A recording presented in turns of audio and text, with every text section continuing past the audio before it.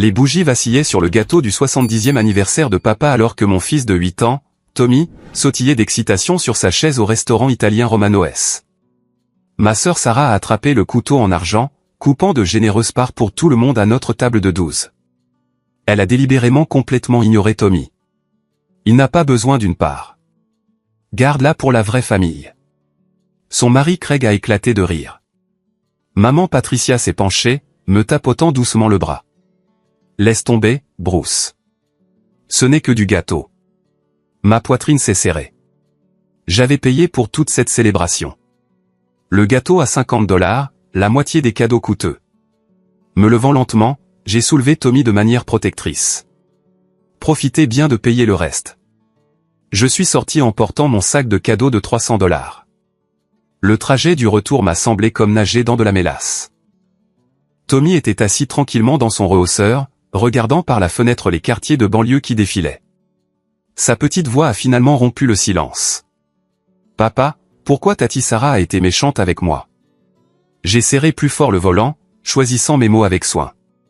Parfois, les adultes disent des choses blessantes quand ils oublient ce qui est important. Est-ce que j'ai fait quelque chose de mal?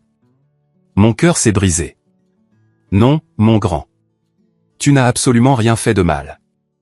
Alors que nous nous garions dans notre allée, j'ai porté Tommy à l'intérieur de notre modeste maison de 3 chambres. Les murs étaient couverts de ses dessins de l'école, de photos de famille de nos voyages de camping et du certificat d'adoption officiel que nous avions encadré ensemble il y a 2 ans. C'était notre sanctuaire.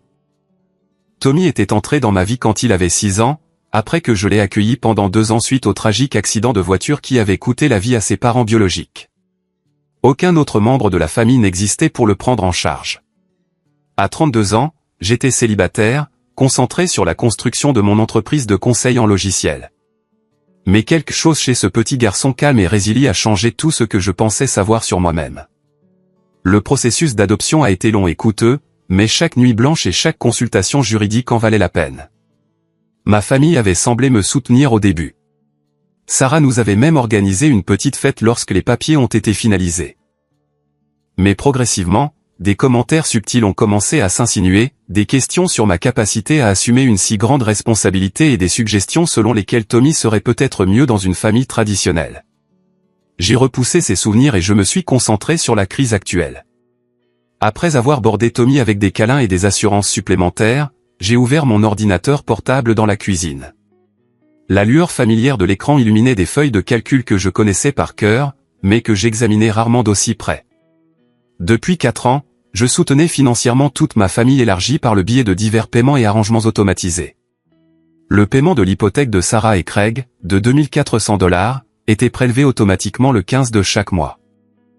Craig était au chômage depuis 8 mois, prétendant que le secteur de la construction était trop compétitif tout en passant ses journées à jouer à des jeux vidéo dans leur sous-sol. Les frais médicaux de maman absorbaient $800 par mois. Sa couverture d'assurance avait des lacunes qui la laissaient vulnérable à des factures massives pour ses médicaments contre le diabète et ses rendez-vous réguliers chez le spécialiste.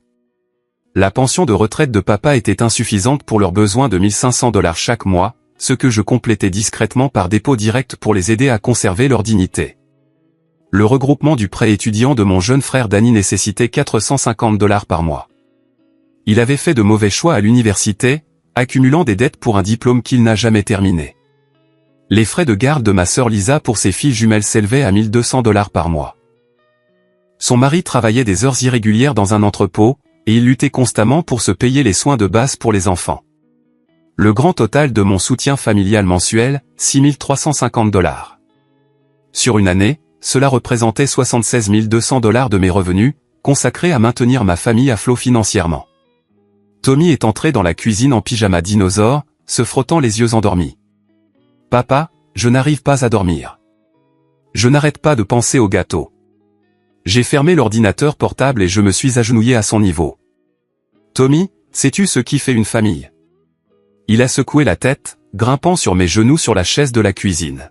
« Une famille, ce sont des gens qui choisissent de s'aimer chaque jour. Ils se soutiennent, célèbrent ensemble et se protègent. La biologie ne fait pas une famille. L'amour, si. Alors, on est une vraie famille. On est la famille la plus réelle que je connaisse. Il a souri pour la première fois depuis l'incident du restaurant. Est-ce qu'ils vont arrêter de m'aimer maintenant? La question m'a anéanti.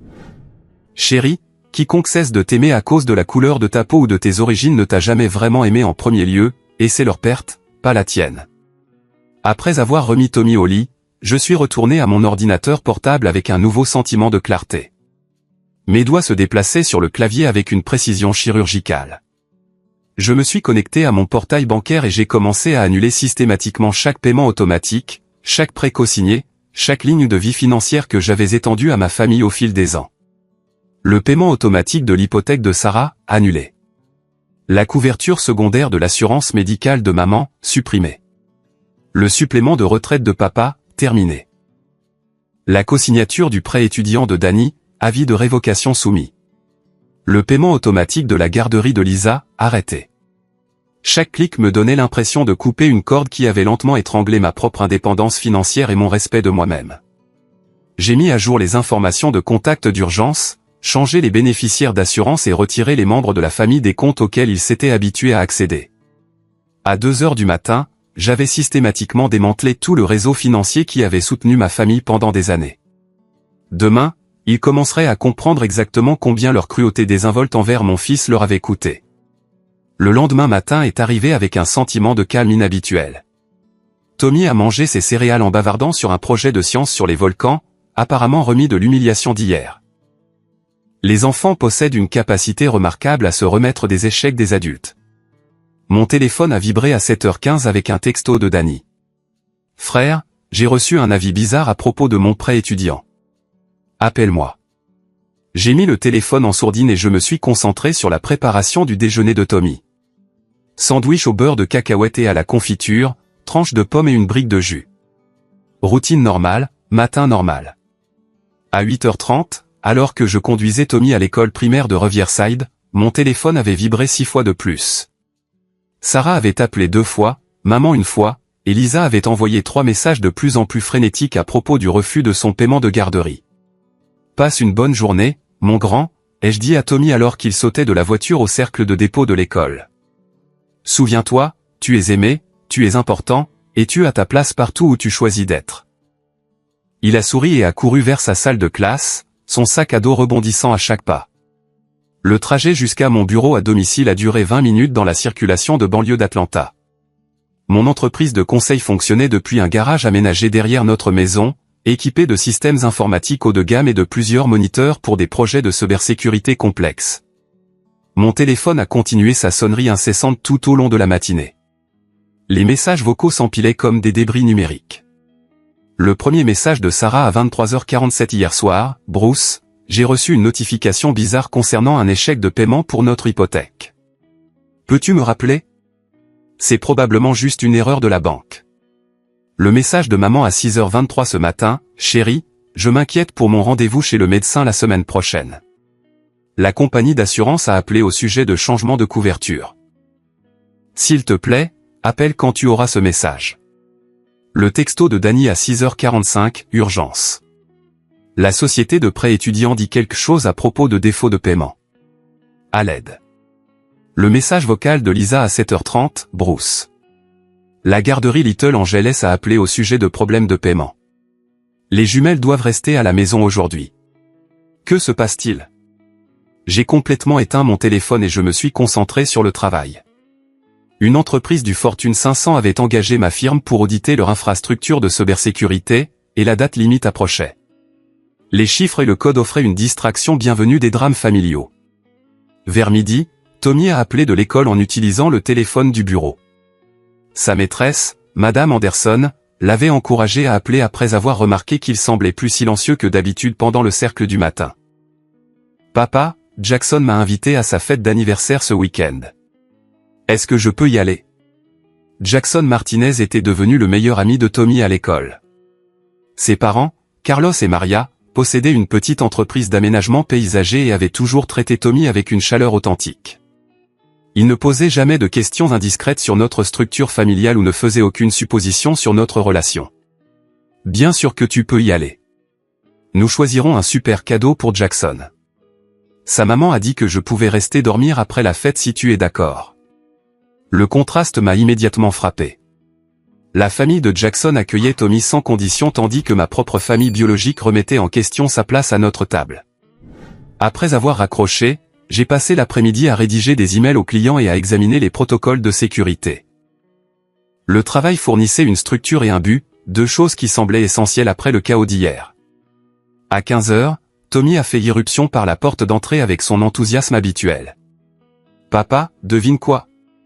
On a appris ce que sont les familles en études sociales aujourd'hui. Madame Anderson a dit, les familles se présentent sous toutes sortes de formes et de tailles, et ce qui compte, c'est l'amour et le fait de prendre soin les uns des autres. C'est tout à fait ça. » Il a sorti un morceau de papier de construction avec des dessins au crayon. Deux bonshommes allumettes se tenaient devant une maison avec un grand soleil au-dessus. « J'ai dessiné notre famille », a-t-il annoncé fièrement. Le dessin nous montrait juste tous les deux, nous tenant la main et souriant.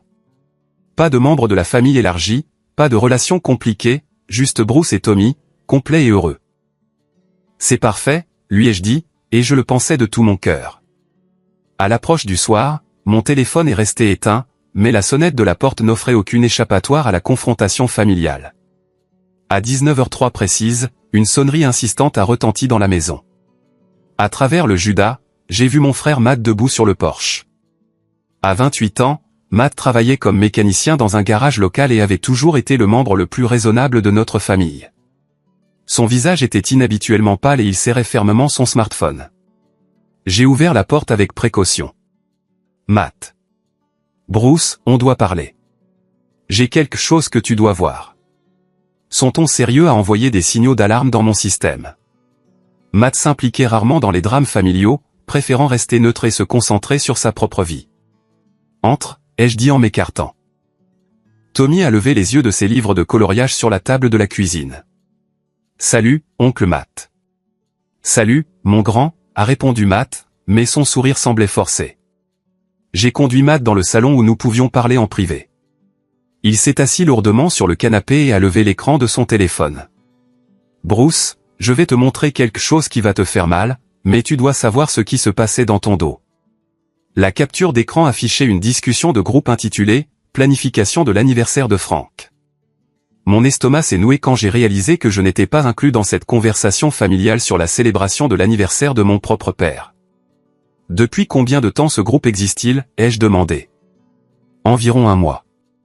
Depuis que maman a suggéré que nous coordonnions les détails de la fête. » Matt a fait défiler jusqu'au début de la conversation. Les messages étaient horodatés sur les 4 dernières semaines, et chacun me semblait être un coup de poignard. « Sarah, je n'arrive pas à croire que Bruce pense que ce gamin a sa place dans les événements familiaux. Craig, Tommy n'est même pas de la même race. C'est si évident qu'il n'est pas vraiment des nôtres. Lisa, pourquoi Bruce peut-il jouer au papa avec un étranger alors que nous luttons financièrement? Danny, cet argent de l'adoption aurait pu nous aider tous au lieu d'aller à un gamin au hasard. Maman, les garçons, nous devrions être reconnaissants que Bruce nous aide financièrement. Sarah, maman, il l'a seulement adopté pour bien paraître au travail. Des points de diversité pour son entreprise. Craig, je parie qu'il réclame aussi de gros avantages fiscaux. Un bon coup commercial. Papa, le gamin a l'air assez gentil, mais la famille c'est la famille et le sang compte. Sarah, assurons-nous que Tommy connaisse sa place à la fête. La nausée m'a submergé alors que je lisais message après message de cruauté désinvolte envers mon fils. Ces gens avaient souri à Tommy, lui avaient apporté des cadeaux de Noël et avaient fait semblant de se soucier de son bien-être tout en le discutant en privé comme un fardeau indésirable. Papa, c'est quoi les points de diversité? Je me suis retourné pour trouver Tommy debout dans l'embrasure de la porte, ayant surpris notre conversation. Sa question innocente a brisé quelque chose en moi. Le visage de Matt s'est crispé de regret. Je suis désolé, Bruce. J'ai essayé de vous défendre tous les deux dans le chat, mais ils m'ont viré du groupe après que je les ai dénoncés. Depuis combien de temps ça dure? Le chat? Juste ce mois-ci. Mais les attitudes, probablement depuis que l'adoption a été finalisée. Matt m'a montré des captures d'écran supplémentaires révélant la profondeur de leur planification. Ils s'étaient coordonnés pour que Tommy se sente exclu lors des événements familiaux, avaient discuté des moyens de me convaincre que l'adoption était trop chère et injuste pour le reste de la famille, et avait même débattu de la question de savoir si je devais envisager de changer le statut de Tommy de l'adoption à la tutelle temporaire pour économiser de l'argent. Il y a plus, a dit Matt à contre-cœur. Il a fait défiler jusqu'à une deuxième série de captures d'écran montrant une nouvelle discussion de groupe intitulée « Opération récupérer Bruce ». Les messages dataient de ce matin, après que ma famille ait découvert que leur soutien financier avait été interrompu. Sarah, il fait son dramatique. Il cédera quand il réalisera que nous avons vraiment besoin de cet argent. Craig, excusons-nous tous pour l'histoire du gâteau et promettons d'inclure davantage le gamin. Papa, Bruce a toujours eu le cœur tendre. Un peu de culpabilité le ramènera à la raison. Lisa, et si on lui rappelait à quel point la famille compte pour lui? Danny, je lui dirai que je ne peux pas faire les courses sans l'aide du prêt. Maman, peut-être que je devrais mentionner mes frais de médicaments. Les stratégies de manipulation étaient exposées comme une campagne militaire. Chaque membre de la famille s'était vu attribuer des appels émotionnels spécifiques conçus pour me pousser à la soumission financière. Tommy s'est approché avec précaution, sentant la gravité de notre conversation. Oncle Matt, pourquoi toi et papa êtes-vous tristes? Matt s'est agenouillé au niveau des yeux de Tommy. Parfois, les adultes disent et font des choses qui ne sont pas très gentilles, mais ça ne veut pas dire qu'il y a quelque chose qui ne va pas avec toi, d'accord? Tu es génial exactement comme tu es. Je sais, a répondu Tommy avec une confiance surprenante. Papa me le dit tous les jours. Après que Matt soit parti avec la promesse de me tenir informé de tout autre stratagème familial, j'ai assis Tommy pour une explication adaptée à son âge de ce que nous avions découvert. Certaines personnes de notre famille ont dit des choses méchantes sur nous, ai-je commencé avec précaution. Ils ne comprennent pas que c'est l'amour qui fait une famille, pas seulement le fait d'y être né. Est-ce qu'ils sont en colère parce que je ne suis pas blanc comme toi? La franchise de sa question m'a coupé le souffle. À 8 ans, il avait déjà assimilé les dynamiques raciales que les adultes préféraient ignorer ou nier. Certaines personnes ont du mal à accepter les différences, ai-je admis. Mais c'est leur problème à résoudre, pas le nôtre. Est-ce que tu m'aimeras toujours? Même s'ils ne le font pas, Tommy, je t'aimerai chaque jour pour le reste de ma vie. Peu importe ce que les autres pensent ou disent, tu es mon fils. Point final. Ce soir-là, en le bordant, Tommy a posé une dernière question qui a révélé une sagesse au-delà de ses années. Papa, est-ce qu'on va s'en sortir sans eux? On va faire mieux que s'en sortir, ai-je promis. On va être heureux.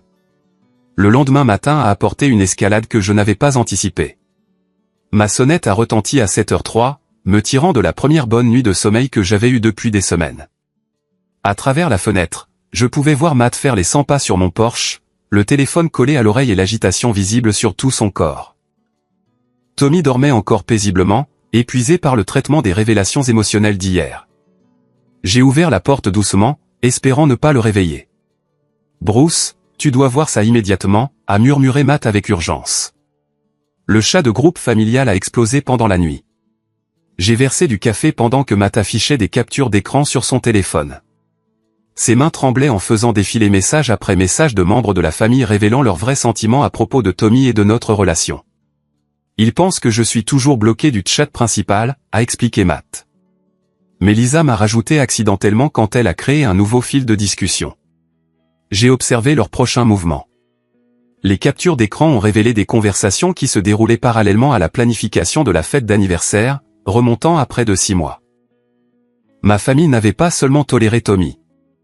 Ils avaient activement élaboré des stratégies pour saper notre lien. Sarah, Bruce s'attache trop à ce gamin. Ce n'est pas sain. Craig, nous devrions trouver des moyens de lui rappeler que le gamin n'est pas vraiment le sien. Maman, peut-être que si nous insistons davantage sur les différences de Tommy, Bruce réalisera que cela ne fonctionne pas. Papa, le garçon doit comprendre sa place dans cette famille. Lisa, et si Tommy décide qu'il veut retrouver sa vraie famille quand il sera plus grand? Danny, Bruce gaspille de l'argent pour ce gamin qui pourrait nous aider tous. Mais les messages les plus dévastateurs avaient été envoyés quelques heures auparavant, après qu'ils aient réalisé que j'avais coupé leur ligne de vie financière. Sarah, il est temps de passer à l'option nucléaire. J'appelle les services de protection de l'enfance. Craig, qu'est-ce que tu signalerais? Sarah, homme célibataire, pas de soutien familial, enfant adopté montrant des problèmes de comportement. Lisa, c'est allé trop loin, Sarah. Sarah, il choisit cet étranger plutôt que sa vraie famille. Quelqu'un doit le ramener à la réalité. Danny, peut-être qu'une visite du CPS le réveillerait.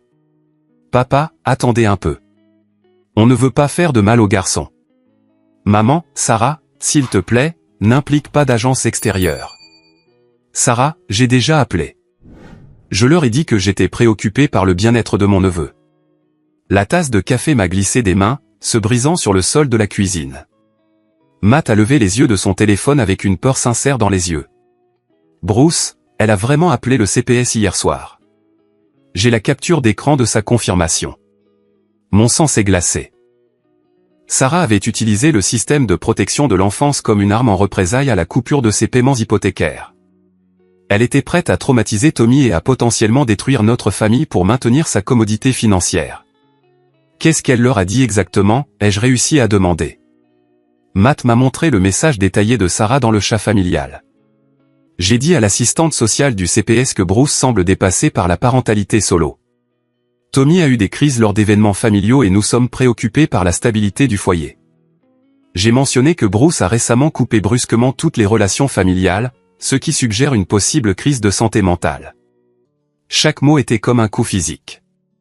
Sarah avait élaboré un récit conçu pour me faire paraître instable et Tommy, négligé. Elle a transformé ma décision protectrice de nous retirer de leur toxicité en une preuve de problème de santé mentale. Il y a plus, a poursuivi Matt à contre-cœur. Elle leur a dit que tu as isolé Tommy de la famille, dépensé une somme excessive pour les frais liés à l'adoption et montré des signes de troubles de l'attachement. Troubles de l'attachement? Elle a cherché des termes psychologiques sur Google pour paraître crédible. Elle a dit que tu es trop protecteur et incapable de maintenir des relations familiales saines. Les pas de Tommy dans les escaliers ont interrompu notre conversation. Il est apparu dans l'embrasure de la cuisine, portant son pyjama Superman préféré, les cheveux en bataille. Papa, pourquoi y a-t-il du verre par terre?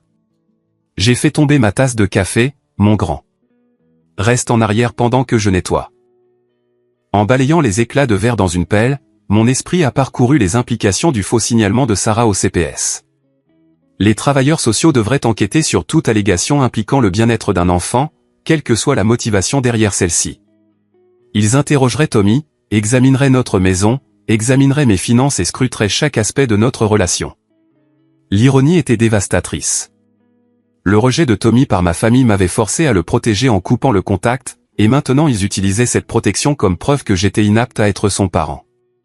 Oncle Matt, tu restes pour le petit déjeuner? A demandé Tommy avec espoir.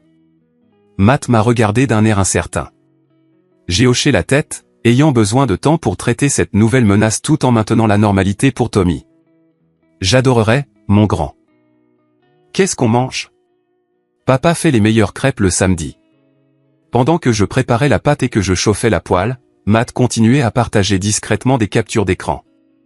La manipulation de la famille avait évolué en quelque chose de véritablement sinistre. Craig, l'enquête du CPS montrera que Bruce ne peut pas gérer ça. Sarah, exactement. Ensuite, Tommy sera placé dans une famille convenable. Lisa, tu veux dire comme nous, Sarah? On pourrait fournir un foyer stable à 2 parents. Danny, de plus, le soutien financier de Bruce continuerait si Tommy vivait avec Sarah. La dernière pièce de leur plan est devenue limpide. Sarah n'essayait pas seulement de me punir pour avoir coupé le soutien financier. Elle tentait d'obtenir la garde de Tommy pour s'assurer que l'argent continue de couler. Dans sa logique tordue, si Tommy vivait avec sa famille, je serais obligé de verser une pension alimentaire tandis qu'elle aurait accès aux subventions à l'adoption et aux avantages fiscaux. Papa, tu as l'air inquiet, a observé Tommy alors que je retournais les crêpes. Je pense juste à des problèmes d'adultes, mon grand. Rien dont tu doives t'inquiéter. Mais intérieurement, je calculais mes prochains mouvements. Je devais contacter mon avocat immédiatement, documenter toutes les preuves du harcèlement et des fausses déclarations de ma famille, et me préparer à une visite potentielle du CPS qui pourrait avoir lieu à tout moment. Matt s'est penché plus près pendant que Tommy se concentrait sur son petit déjeuner. Bruce, il y a autre chose. Sarah a convaincu tes parents de suivre ce plan. Ils rencontrent un avocat spécialisé en droit de la famille lundi matin. Pourquoi faire? Les droits de visite des grands-parents. Ils veulent un accès légal à Tommy même si tu coupes le contact. Leur avocat leur aurait dit que s'ils peuvent prouver que tu éloignes Tommy de la famille sans juste cause, ils pourraient obtenir une visite ordonnée par le tribunal. L'ampleur de leur attaque coordonnée était à couper le souffle. Alors que j'étais concentré sur la protection de Tommy contre les dommages émotionnels, ma famille avait comploté des manœuvres juridiques pour forcer un accès continu à la fois à lui et à mes ressources financières. Comment sais-tu tout ça? Lisa se sent coupable de toute cette histoire. Elle me transfère des captures d'écran parce qu'elle pense que ça va trop loin. Après que Matt soit parti avec la promesse de continuer à surveiller les communications familiales, j'ai fait face à la réalité de ma situation. Ma décision de protéger Tommy de leur cruauté avait déclenché une guerre à grande échelle avec le bien-être de mon fils comme principale victime. Mais en regardant Tommy construire joyeusement un fort avec des coussins de canapé dans notre salon, j'ai ressenti quelque chose d'inattendu. La clarté. L'escalade de ma famille avait révélé leurs véritables priorités. Ils valorisaient les avantages financiers et le contrôle plutôt que la sécurité émotionnelle d'un enfant. Ils étaient prêts à traumatiser un garçon de 8 ans pour maintenir leur accès à mes revenus. Pour la première fois depuis le début de cette crise, je me suis senti complètement justifié dans chaque limite que j'avais établie. Les batailles juridiques à venir seraient difficiles, mais j'avais la vérité, la documentation et les ressources de mon côté. Plus important encore, j'avais la confiance et l'amour de Tommy. Quoi qu'il arrive ensuite, nous y ferions face ensemble, en tant que la vraie famille que nous avions construite par le choix, l'engagement et l'amour inconditionnel. Les 5 jours suivants se sont déroulés comme un film catastrophe soigneusement chorégraphié. La crise financière de chaque membre de la famille a déclenché un effet domino qui a révélé la véritable profondeur de leur dépendance à mon soutien.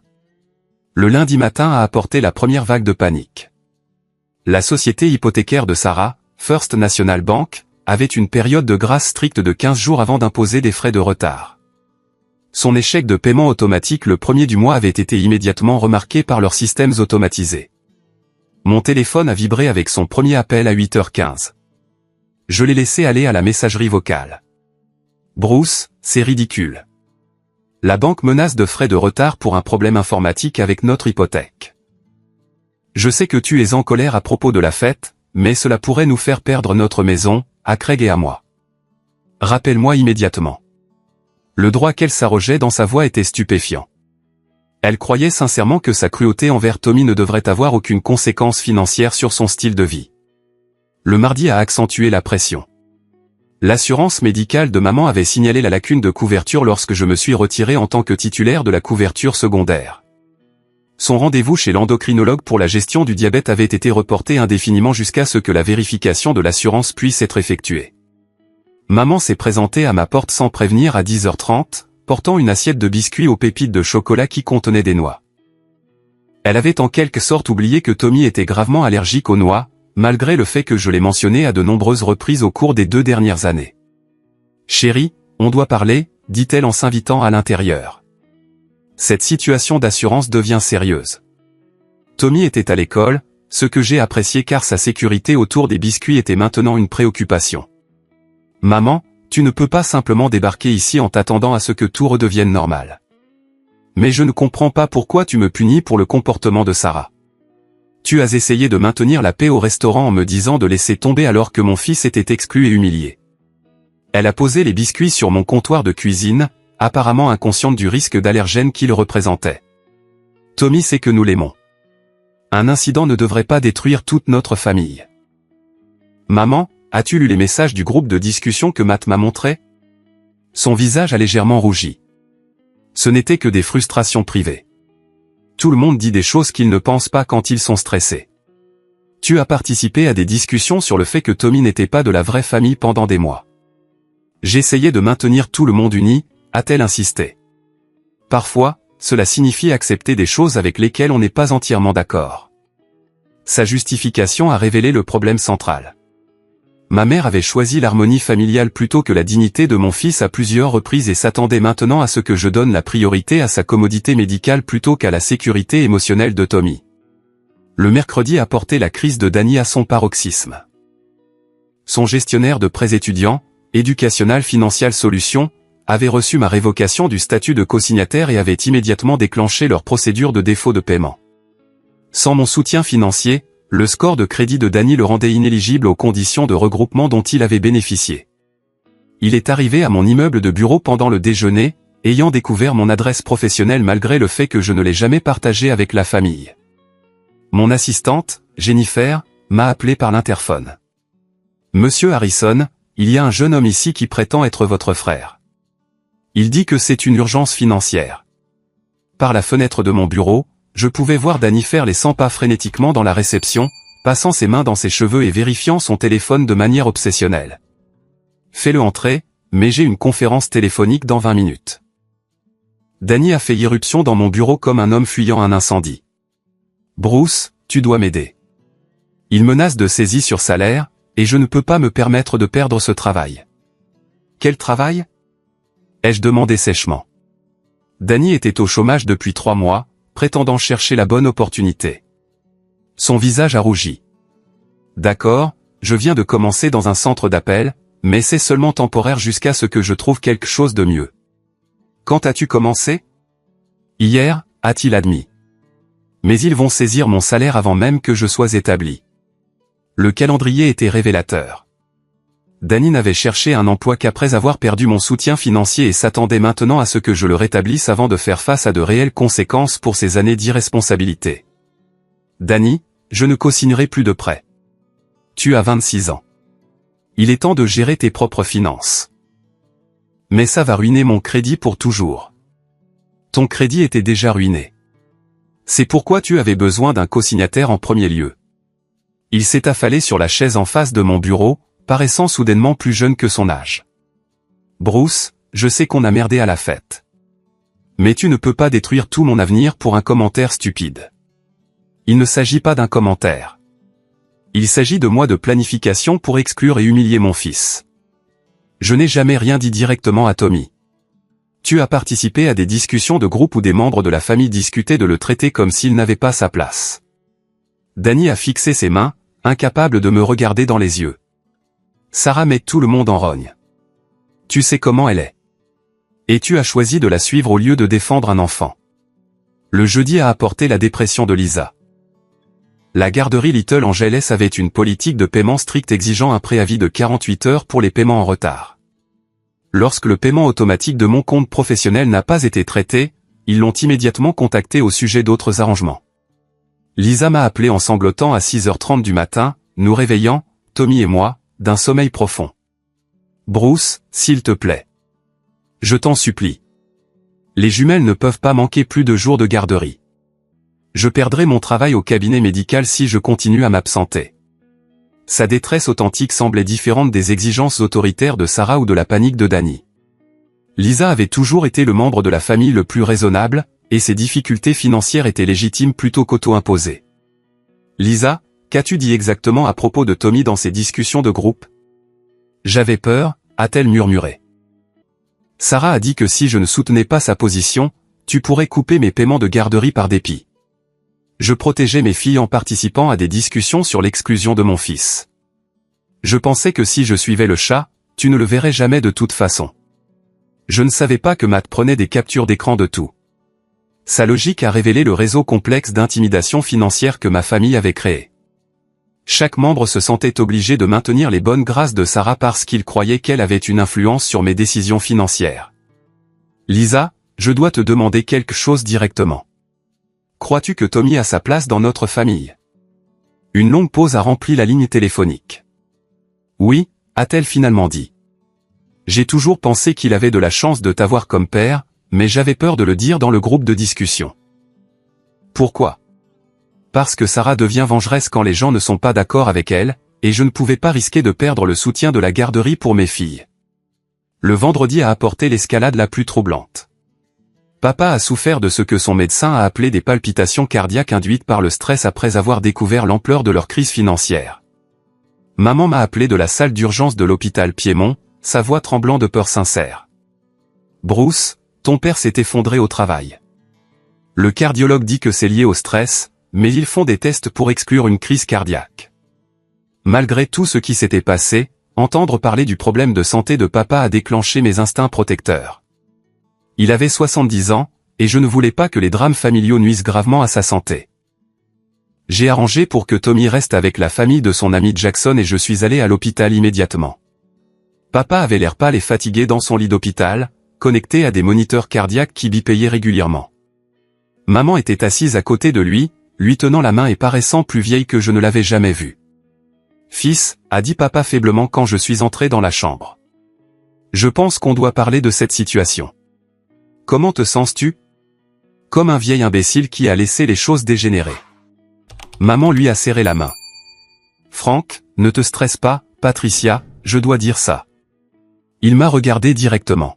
« J'ai échoué en tant que grand-père pour Tommy. J'ai échoué en tant que père pour toi. Et j'ai failli détruire cette famille en suivant les bêtises de Sarah. » Son aveu m'a complètement pris au dépourvu. Tout au long de cette crise, papa était resté relativement silencieux pendant que Sarah dominait les conversations familiales. « Papa, tu dois te concentrer sur ta guérison. »« Non, je dois régler ça avant qu'il ne soit trop tard. Ce petit garçon ne méritait pas ce qui s'est passé à ma fête d'anniversaire, et tu ne méritais pas que ta générosité te soit jetée à la figure. » Maman a commencé à pleurer doucement. On voulait juste que tout le monde s'entende. Mais parfois, maintenir la paix signifie laisser des choses mauvaises se produire. Patricia, nous avons permis le mauvais comportement de Sarah pendant des années parce que c'était plus facile que de la confronter, a dit fermement papa. Maintenant, Bruce protège son fils comme nous aurions dû le protéger. La conversation a été interrompue par le docteur Chen, le cardiologue de papa, qui voulait discuter des résultats des tests en privé avec les membres de la famille. La fonction cardiaque de monsieur Harrison est normale, a-t-elle expliqué dans le couloir. Cependant, sa pression artérielle est dangereusement élevée en raison du stress. S'il ne réduit pas les sources de stress dans sa vie, il court un risque important d'AVC ou de crise cardiaque. Maman m'a saisi le bras.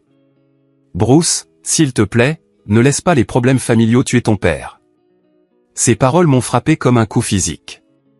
J'avais été si concentré sur la protection de Tommy que je n'avais pas envisagé les implications pour la santé de mes parents âgés. Mais en rentrant chez moi ce soir-là, j'ai réalisé que la situation était plus complexe que de la manipulation par la culpabilité. Le stress de papa n'était pas causé par mes limites. Il était causé par l'escalade des représailles de Sarah et la panique financière de la famille. La vraie question était de savoir si ma famille choisirait le bien-être de Tommy et des relations honnêtes plutôt que le drame et la commodité financière de Sarah.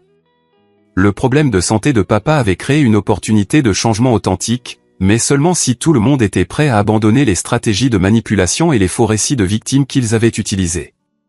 Ce soir-là, alors que Tommy et moi discutions de sa journée amusante avec la famille de Jackson, j'ai ressenti un nouveau sentiment de clarté quant à nos priorités.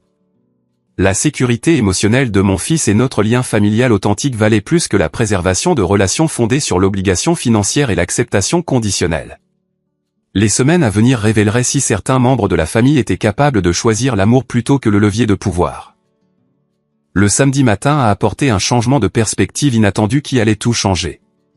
Pendant que Tommy jouait dans notre jardin, construisant un fort élaboré avec de vieilles boîtes en carton, j'ai reçu un appel téléphonique qui m'a rappelé exactement qui j'étais au-delà de mon rôle de soutien financier de la famille. « Bruce, c'est Kevin. » La voix de mon partenaire d'affaires crépitait dans le haut-parleur. « J'ai des nouvelles qui vont te couper le souffle. » Kevin Walsh était mon meilleur ami depuis l'université, où nous avions étudié l'informatique ensemble à Georgia Tech. Il y a 3 ans, nous avions fondé CyberGuard Solutions, spécialisé dans le conseil en cybersécurité pour les entreprises du Fortune 500. Que se passe-t-il?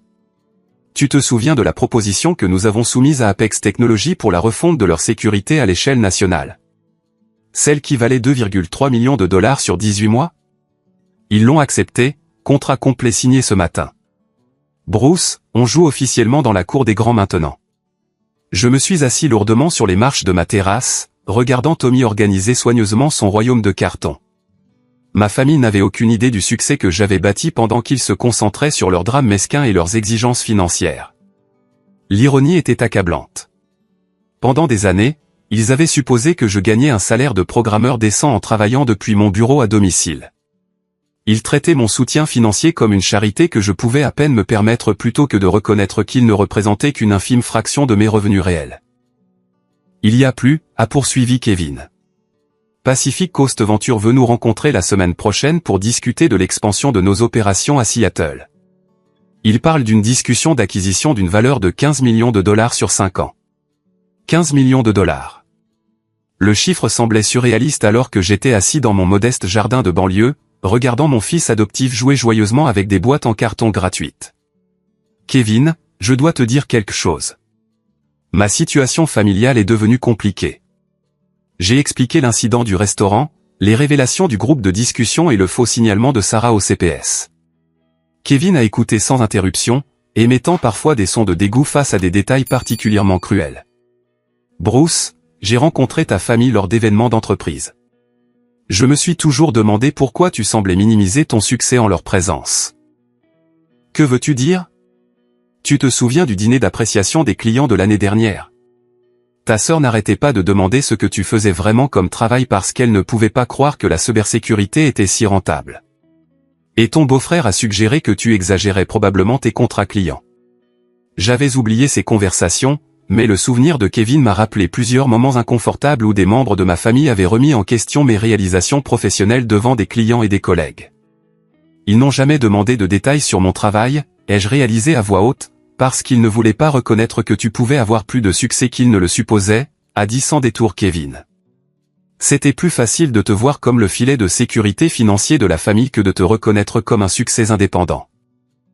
Après avoir raccroché avec Kevin, j'ai passé l'après-midi à examiner nos finances commerciales avec une nouvelle perspective. Cyberguard Solutions avait généré 2,3 millions de dollars de revenus l'année dernière, avec mes revenus personnels atteignant 400 000 dollars.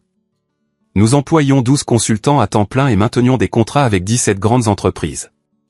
L'argent que j'envoyais à ma famille chaque mois représentait moins de 2% de mes revenus annuels. Leur dépendance financière n'avait jamais été due à mon incapacité à les soutenir. Elle était due à leur refus de développer leur indépendance. Tommy est apparu à côté de moi sur le porche, couvert de terre et souriant largement. « Papa, viens voir mon château. Il a un pont-levis et tout. » Alors que j'admirais sa créativité architecturale, mon téléphone a vibré avec un texto d'un numéro inconnu. « Monsieur Harrison, c'est Cheryl des services de protection de l'enfance. Nous avons reçu un signalement concernant votre fils, Tommy. J'aimerais programmer une visite à domicile cette semaine pour discuter des préoccupations de la famille. » L'enquête du CPS avançait, comme Sarah l'avait prévu. Mais maintenant, je ressentais quelque chose de différent de la panique que j'avais éprouvée lorsque Matt m'avait montré les captures d'écran pour la première fois. Je me sentais préparé. « Papa, qui était-ce ? » « Juste quelqu'un qui veut visiter notre maison cette semaine pour voir à quel point nous sommes heureux ensemble. »« Est-ce qu'ils aimeront mon fort ? » ?»« Ils vont adorer ton fort. » Le dimanche a apporté une surprise qui a illustré le contraste entre ma famille choisie et mes parents biologiques.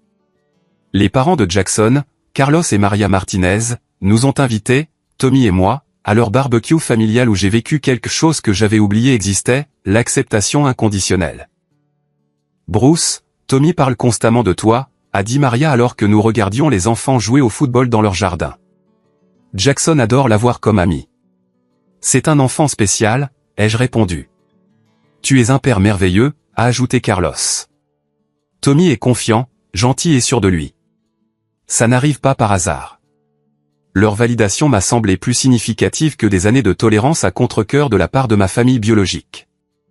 La famille Martinez avait immédiatement adopté Tommy, ne remettant jamais en question sa place dans nos vies ou ne traitant notre relation comme temporaire ou conditionnelle. Nous serions ravis d'accueillir Tommy ici chaque fois que tu auras besoin de soutien, a offert Maria. Carlos et moi croyons que les enfants devraient se sentir les bienvenus partout où ils vont. Alors que Tommy aidait la grand-mère de Jackson dans son jardin, riant pendant qu'elle lui apprenait à identifier différentes plantes potagères, j'ai réalisé qu'il vivait un véritable amour familial élargi avec des gens qui ne partageaient aucun lien biologique avec l'un ou l'autre de nous. Le lundi matin a apporté la visite à domicile du CPS que je redoutais depuis le faux signalement de Sarah. Cheryl Morrison est arrivée à 10 heures précises, une femme afro-américaine d'âge moyen avec des yeux bienveillants et une attitude professionnelle.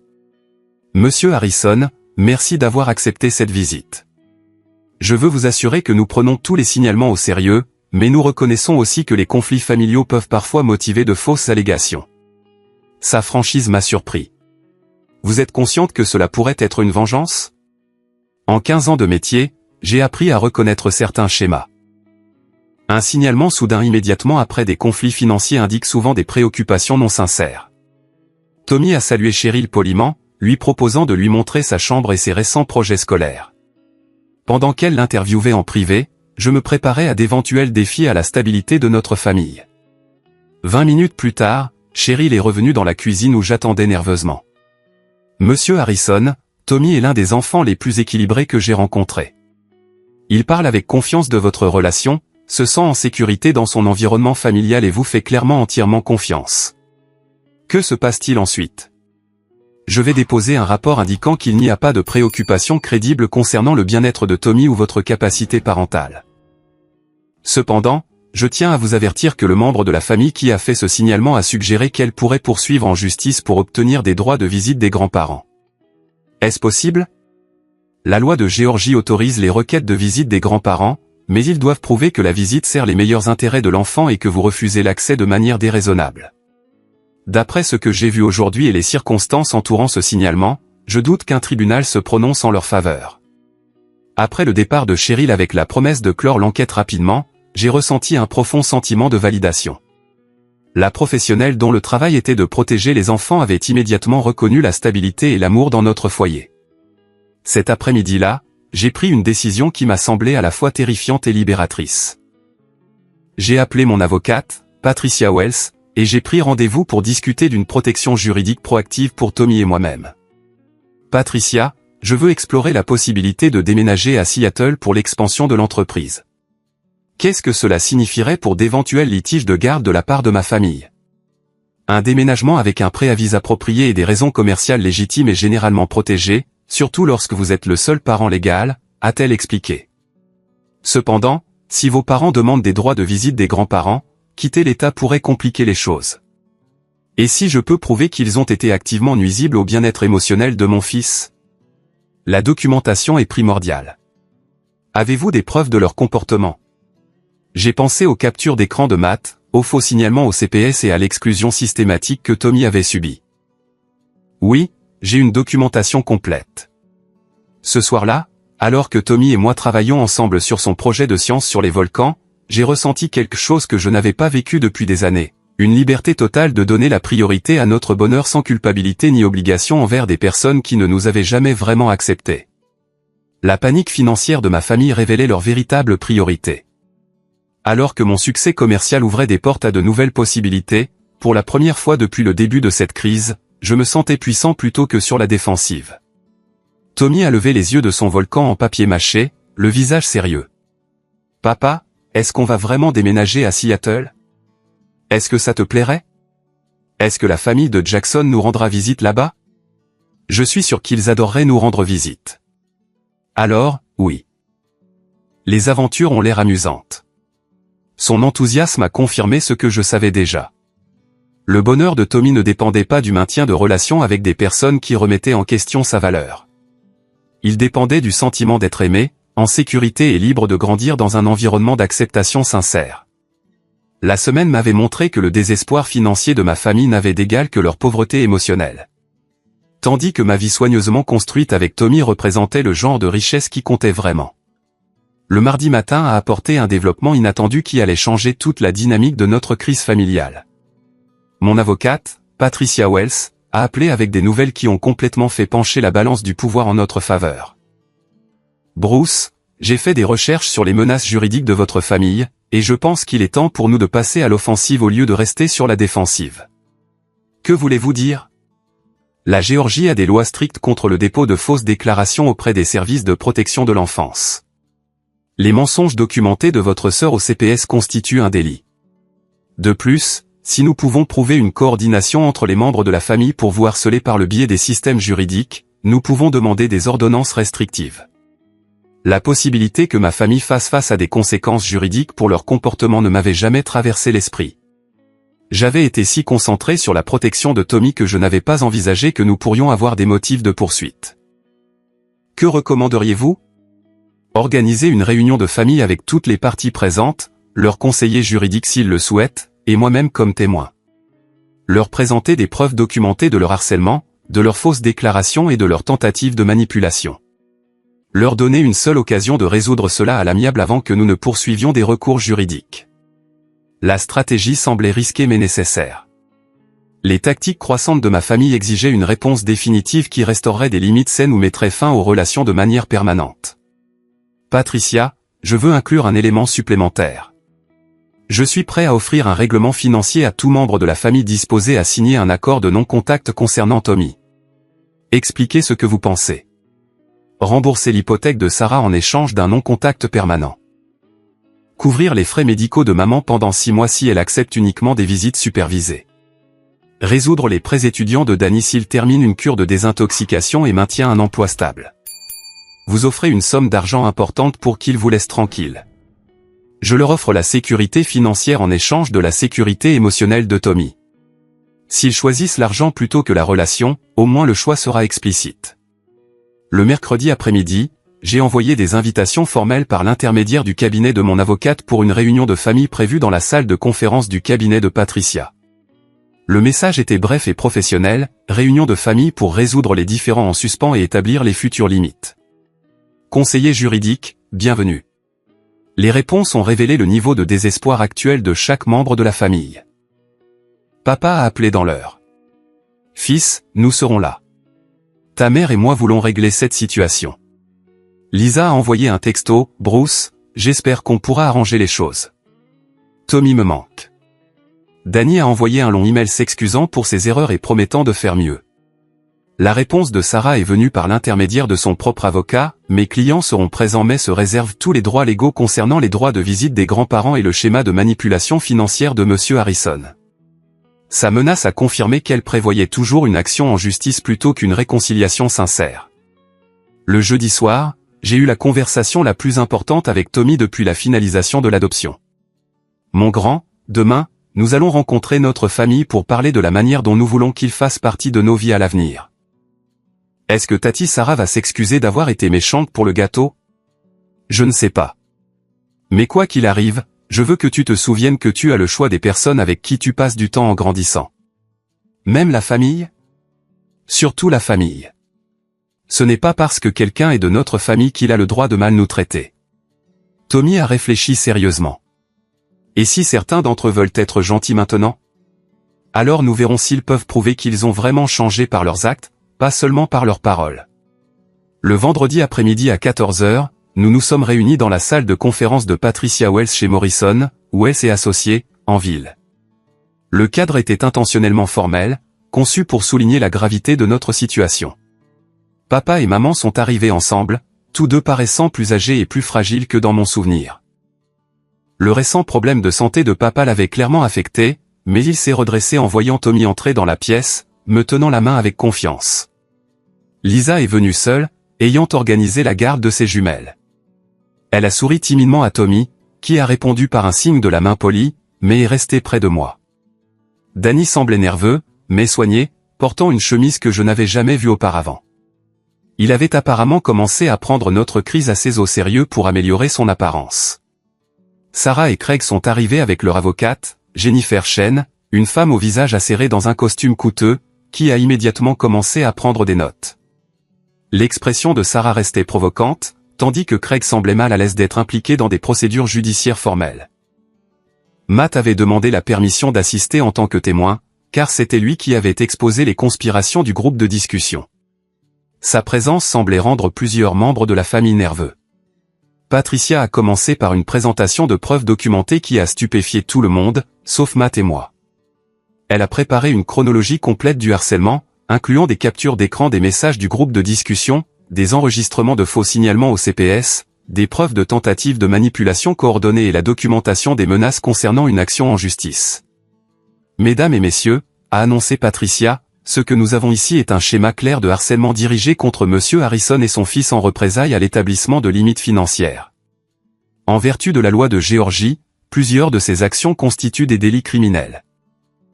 L'avocate de Sarah a murmuré avec urgence à l'oreille de sa cliente, mais l'expression de Sarah est restée obstinée. De plus, a poursuivi Patricia, le dépôt de fausses déclarations auprès des services de protection de l'enfance entraîne des sanctions, notamment des amendes pouvant aller jusqu'à $1000 et une peine de prison potentielle.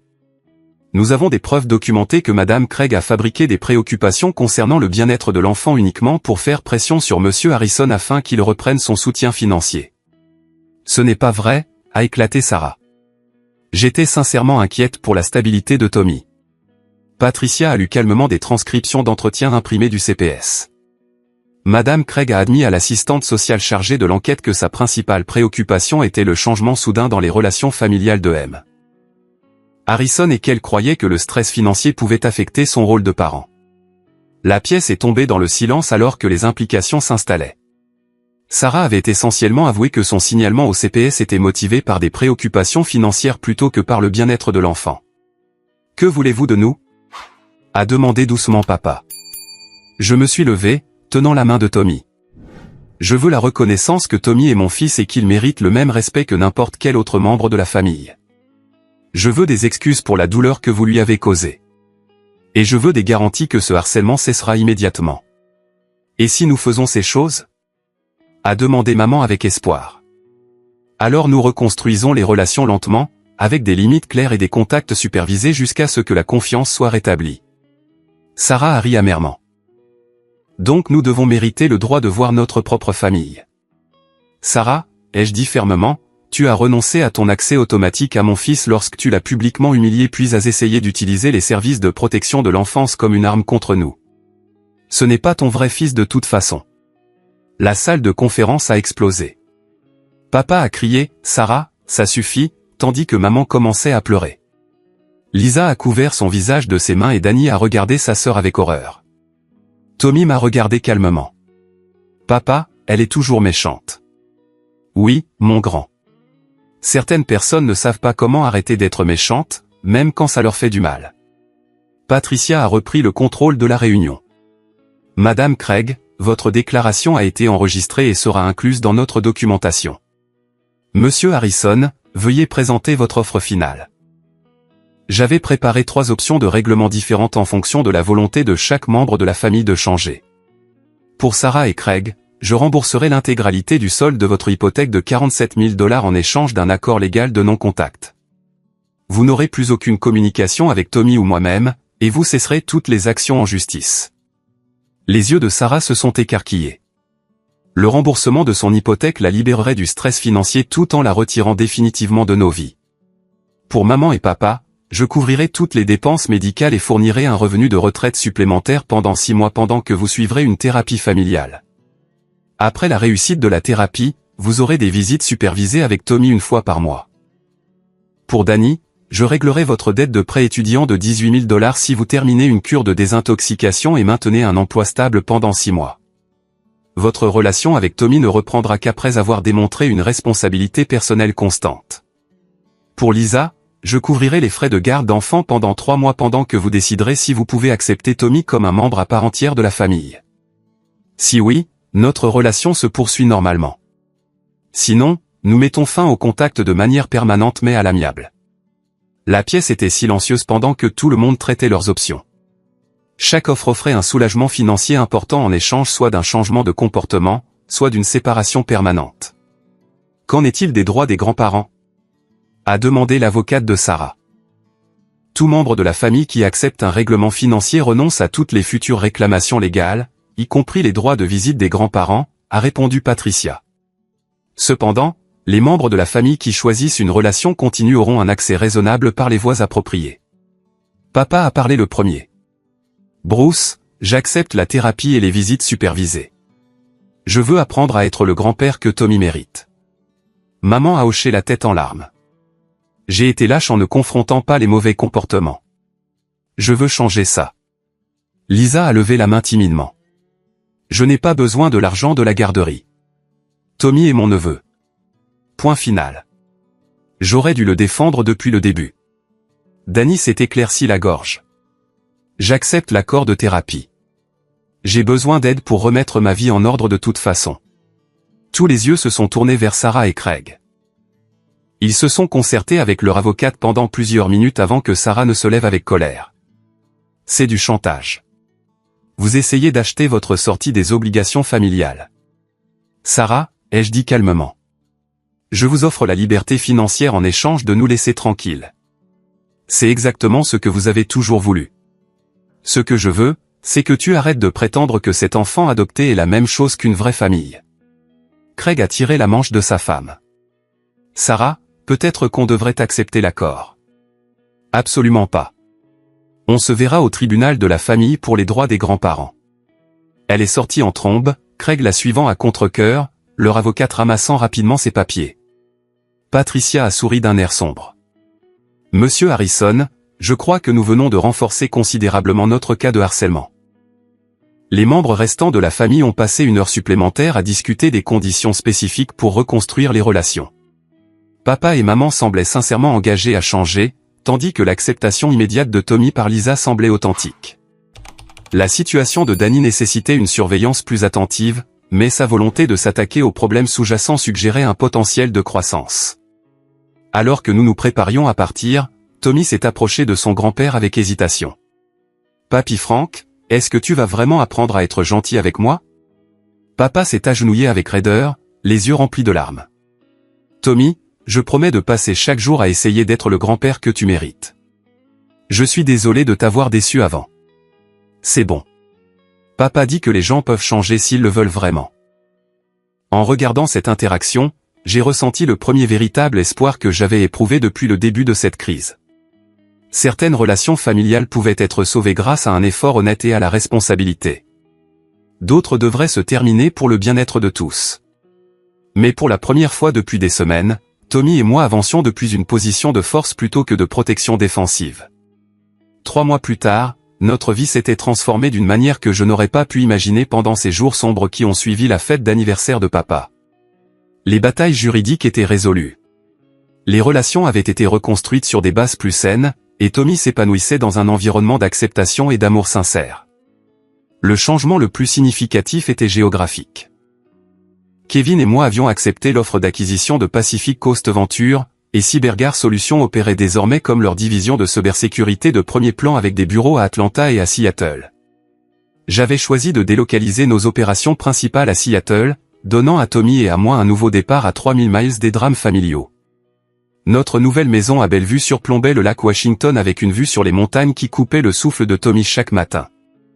Il s'était adapté à sa nouvelle école, Eastgate Elementary, avec une résilience remarquable, se faisant rapidement des amis et excellant dans les programmes avancés de mathématiques et de sciences. « Papa, la famille de Jackson vient nous rendre visite le mois prochain », a annoncé Tommy en faisant irruption dans notre porte d'entrée après l'école. La famille Martinez était devenue notre famille élargie choisie, Carlos, Maria et Jackson prévoyant leur premier voyage à Seattle pour les vacances de printemps. C'est merveilleux, mon grand. Il faudra leur montrer le marché de Pike Place et la Space Needle. Et mon nouveau fort dans le jardin. L'enthousiasme de Tommy pour la vie était complètement revenu. La confiance qui avait été ébranlée par le rejet de ma famille avait été restaurée grâce à des relations et des expériences positives qui affirmaient sa valeur exactement telle qu'il était. La résolution juridique avec ma famille s'était déroulée exactement comme Patricia l'avait prédit. Sarah et Craig avaient tenté de demander des droits de visite des grands-parents, mais leur cas a été rejeté lorsque le juge a examiné les preuves de leur harcèlement et de leur faux signalement au CPS. Les messages documentés du groupe de discussion, combinés aux déclarations enregistrées de Sarah lors de notre réunion de famille, avaient convaincu le tribunal que le contact avec eux n'était pas dans le meilleur intérêt de Tommy. Sarah avait finalement accepté le règlement du remboursement de l'hypothèque, mais seulement après avoir fait face à des accusations pénales potentielles pour fausses déclarations. Elle et Craig avaient déménagé en Floride pour vivre avec ses parents, coupant définitivement le contact avec toute notre famille. Leur départ avait en fait amélioré la dynamique familiale pour tout le monde. Papa avait adopté la thérapie familiale avec un enthousiasme surprenant. Le docteur Michel Roberts, notre thérapeute à Atlanta, l'avait aidé à comprendre comment sa facilitation passive du comportement de Sarah avait contribué aux schémas familiaux toxiques. Il appelait maintenant Tommy tous les dimanches soirs pour des conversations vidéo, partageant des histoires de sa propre enfance et posant des questions sincères sur les intérêts et les expériences de Tommy. « Papy Frank m'a appris à jouer aux échecs en ligne », m'avait fièrement dit Tommy après leur dernière conversation. « Il dit que je deviens très bon pour anticiper. » La transformation de maman avait été tout aussi remarquable. Une thérapie individuelle l'avait aidé à aborder son schéma de toute une vie d'évitement des conflits au détriment de la protection des membres vulnérables de la famille. Elle avait commencé à faire du bénévolat dans un groupe de soutien à l'adoption locale, utilisant son expérience pour aider d'autres grands-parents à apprendre à accueillir sans condition leurs petits-enfants adoptés. « Bruce, je veux que tu saches à quel point je suis fier du père que tu es devenu », m'avait-elle dit lors de notre dernier appel téléphonique. Tommy a de la chance d'avoir quelqu'un qui s'est battu pour lui comme tu l'as fait. Danny avait dépassé toutes les attentes. il avait terminé une cure de désintoxication, maintenu un emploi stable dans une société de développement de logiciels et avait même commencé à sortir avec quelqu'un qu'il avait rencontré en thérapie de groupe. Sa relation avec Tommy avait évolué en quelque chose de sincèrement chaleureux, l'oncle Danny envoyant des colis remplis de cadeaux sur le thème de Seattle et de cartes postales amusantes. « Tommy, ton oncle Danny veut venir cet été si ça te va », avais-je mentionné la semaine précédente. « Est-ce qu'il peut m'apprendre à coder comme toi et lui ? Je suis sûr qu'il adorerait. » Lisa était devenue notre plus grande alliée familiale. Elle avait immédiatement accepté notre déménagement à Seattle et avait commencé à planifier des vacances d'été pour nous rendre visite avec ses jumelles.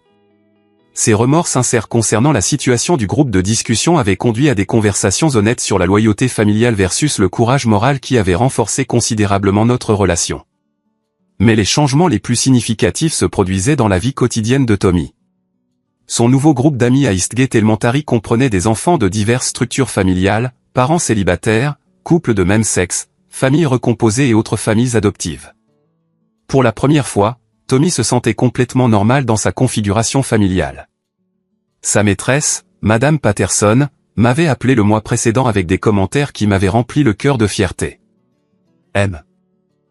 Harrison, Tommy fait preuve d'une intelligence émotionnelle remarquable pour son âge.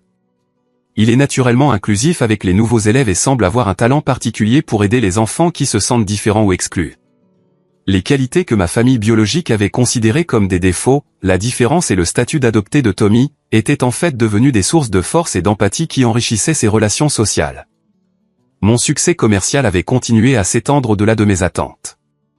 Le marché de la cybersécurité de Seattle était en plein essor et notre clientèle s'était élargie pour inclure de grandes entreprises technologiques, des systèmes de santé et des institutions financières. L'acquisition avait fourni une sécurité financière qui faisait paraître la dépendance antérieure de ma famille presque triviale rétrospectivement, mais plus important encore, le succès professionnel m'avait donné la confiance nécessaire pour donner la priorité au bien-être de Tommy plutôt qu'aux attentes familiales, sans culpabilité ni remise en question. J'avais appris que protéger mon fils des dommages émotionnels n'était pas égoïste. C'était un rôle parental essentiel. Kevin était devenu comme un oncle pour Tommy, nous rejoignant régulièrement pour des randonnées le week-end dans les montagnes Cascades. Ses propres enfants, âgés de 7 et 9 ans, avaient adopté Tommy comme un cousin instantané, créant un réseau familial professionnel qui semblait plus authentique que de nombreuses relations biologiques que j'avais connues. « Oncle Kevin, regarde ce que j'ai trouvé », a crié Tommy depuis le sentier, brandissant un morceau de granit intéressant avec des cristaux de quartz incrustés. « C'est une belle prise, mon grand. On l'ajoutera à ta collection de roches quand on rentrera. » Regardez Tommy explorer la nature avec enthousiasme et confiance, entouré d'adultes qui célébraient sa curiosité plutôt que de remettre en question sa place dans leur vie, me rappelait quotidiennement que nous avions fait le bon choix en donnant la priorité aux relations authentiques plutôt qu'aux relations obligatoires. Le moment le plus guérisseur était survenu il y a 2 semaines, lorsque Tommy et moi avons visité le Seattle Center pour un événement de sensibilisation à l'adoption d'enfants. Tommy s'était porté volontaire pour parler de son expérience, voulant aider d'autres enfants à comprendre que l'adoption crée de vraies familles fondées sur l'amour plutôt que sur la biologie. Debout au podium devant 100 personnes, mon fils de 8 ans avait parlé avec une sagesse qui a étonné le public. Certaines personnes pensent que les enfants adoptés ne sont pas aussi bien que les enfants normaux, mais ce n'est pas vrai. Mon papa m'a choisi spécialement et je le choisis en retour tous les jours. Ça fait de nous encore plus une famille que les gens qui sont juste nés les uns des autres. L'ovation debout m'avait mis les larmes aux yeux. Mais le sourire confiant de Tommy m'avait rempli d'une profonde gratitude pour le voyage qui nous avait amenés à ce moment de force et de clarté. Ce soir-là, alors que nous étions assis sur notre terrasse surplombant le lac Washington, regardant le coucher de soleil peindre les montagnes dans des tons d'or et de pourpre, Tommy m'a posé une question qui a révélé à quel point il avait grandi. « Papa, penses-tu que Tati Sarah apprendra un jour à être plus gentille ? » « Je ne sais pas, mon grand. Certaines personnes choisissent de s'accrocher à la colère au lieu d'apprendre à mieux aimer. J'espère qu'elle apprendra un jour, mais je suis content que nous n'ayons pas à l'attendre pour être heureux. » Sa perspective mature sur le pardon sans pour autant tolérer les mauvais comportements m'a montré que notre expérience difficile lui avait appris de précieuses leçons sur les limites, l'estime de soi et la différence entre l'amour inconditionnel et la tolérance inconditionnelle. En le bordant ce soir-là, Tommy a offert sa propre leçon de vie qui a parfaitement résumé ce que nous avions appris ensemble. « Papa, je pense que la famille, c'est comme un jardin. Il faut planter de bonnes graines, les arroser avec amour et arracher les mauvaises herbes qui essaient de faire du mal aux fleurs. Sa métaphore était profonde. Nous avions arraché les relations toxiques qui menaçaient notre croissance, nourri les liens qui nous aidaient à nous épanouir et nous étions plantés dans un nouveau sol où nous pouvions pleinement nous épanouir. En repensant à ce déjeuner d'anniversaire dévastateur il y a 6 mois, j'ai réalisé que la cruauté de Sarah avait en fait été un cadeau déguisé. Son rejet public de Tommy m'avait forcé à choisir entre la sécurité émotionnelle de mon fils et la tradition familiale. Choisir Tommy nous avait conduit à cette vie de relations authentiques, d'épanouissement professionnel et de bonheur sincère. La douleur de perdre certaines relations familiales avait été réelle. Mais la joie de conserver celles qui valaient la peine d'être préservées tout en construisant de nouvelles relations familiales choisies avait été transformatrice. Tommy s'épanouissait sur les plans scolaires, social et émotionnel. Il se sentait en sécurité dans son identité de mon fils et confiant dans sa place au sein de notre communauté soigneusement choisie. Les questions sur l'appartenance qu'il avait hantées après l'incident du restaurant avaient été remplacées par la certitude de sa valeur et de son but. J'avais appris que protéger les personnes que nous aimons nécessite parfois de décevoir les personnes auxquelles nous sommes liés. Cette leçon avait fait de moi un meilleur père et une personne plus forte. Notre histoire n'était pas une question de sang contre choix ou de famille biologique contre famille adoptive. C'était une question de courage d'exiger le respect pour les personnes que nous aimons et de sagesse de construire des relations sur des bases de soins mutuels plutôt que d'obligation ou de commodité. Chaque matin, quand Tommy se précipitait dans la cuisine, excité par sa journée. Chaque soir, quand il partageait des histoires sur des amis qu'il acceptait complètement. Et chaque week-end, quand il parlait fièrement de « mon papa Bruce » aux nouvelles personnes que nous rencontrions, je me sentais reconnaissant pour ce déjeuner d'anniversaire douloureux qui nous avait forcés à choisir l'amour plutôt que la loyauté. Nous avions bien choisi. Avez-vous déjà dû choisir entre protéger quelqu'un que vous aimez et maintenir la paix avec des membres de votre famille? Les relations familiales peuvent être incroyablement complexes, surtout lorsque des enfants sont impliqués et que différentes personnes ont des idées différentes sur ce que signifie la famille. Tommy et moi avons découvert que la vraie famille est fondée sur l'amour, le respect et le choix plutôt que sur la simple biologie ou la tradition. Selon vous, qu'est-ce qui rend une famille vraiment forte? Avez-vous déjà dû établir des limites difficiles avec des parents pour vous protéger ou protéger quelqu'un qui vous est cher? Partagez vos réflexions dans les commentaires ci-dessous. Et rappelez-vous que parfois, la chose la plus aimante que nous puissions faire est de refuser d'accepter un traitement qui blesse les personnes que nous sommes chargés de protéger.